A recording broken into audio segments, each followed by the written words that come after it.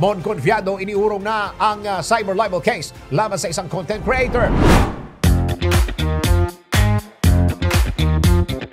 Para sa aking balitang showbiz, tuluyan ng inurong ni Mon Confiado ang cyber libel case na isinampa niya laban sa isang content creator na nakilalang si Chef Jacinto alias Iliad na ginawan siya ng isyo. Ayon kay Mon, pinalabas umano na nasabing content creator na hindi siya namamansin sa loob ng grocery store kung saan kumuha din daw siya ng chocolate bars at wala siyang balak na bayaran ito, pero nasitahin daw siya ng cashier ay pinagsisigawan pa raw niya ang cashier. Sinabi pa ni Mon na noong chinat niya ito kung bakit siya nito sinisiraan ay isang simpleng joke lang yun daw ang sinabi sa kanya. Dahil dito kung kaya't noong August 12, 2024 ay nagsampa ng reklamo si Mon sa Cybercrime Division ng National Bureau of Investigation. Ngunit noong isang araw lamang ay inurong na nga ni Mon ang kanyang reklamo.